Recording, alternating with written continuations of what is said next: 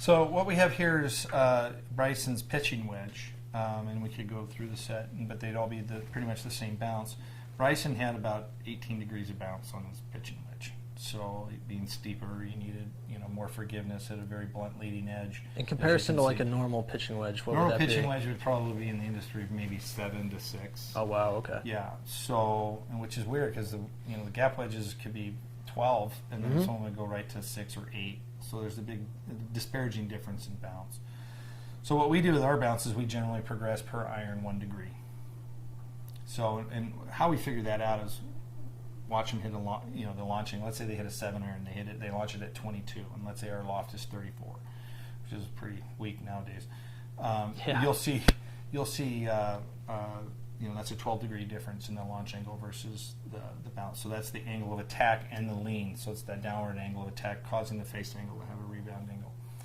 And so that's what we'll do. Is and so anybody that's been on a diagnostic, TrackMan, Flight Scope, or GC Quad or Quad Pro, they could take their launch angle with an iron and then basically do the math, just subtract the true loft, so they'd have to know the loft of their club, subtract the launch angle from that, and that would tell them the amount of bounce requirement they would need. Pretty simple equation. People that are more covers, like we talked about with you, or unders would probably need less. They'll probably be hitting up on it more. Same thing, falls true for driver fitting. That's why Patrick Reed's down on his driver, where, Zach Johnson's 5 up. Right? It's because they're different fold patterns, so they have different angle attacks, going to require different loft, different diver, CG scenarios, and different shaft profiles to keep the ball spinning so it stays in the air or keeps it from spinning. So same thing happens with bounce on a golf club. It does the same thing. It's the interaction. So the width of the sole is dependent on the armful patterns, ultimately, but you can deduce that from the launch angle.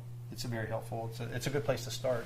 So, is there something people at home can do, like they already have an iron set and know that they need more bounce? Is there a way that they can go about doing that? Yeah, I mean, you could hit off a lie board with a electrical tape, and that'll tell you, are you hitting it really in the leading edge?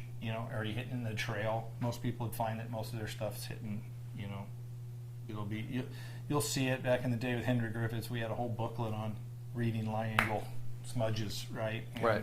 Called the Club Lie Addendum, and it was, you could see someone who was really trappy. It would be just all on the front edge, right? And then it would have a weird smear on the back. So you could, if it's hitting dead flush in the middle of the golf club, it's probably fairly good. If it's really traily, then it's too much bounce.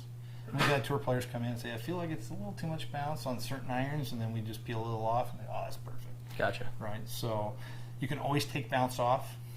You can't put it back on. Tough to add. So I'd rather overbounce someone and then have them, ours are stainless, so we can take it and it doesn't destroy chrome or anything. So, that's one way to do it.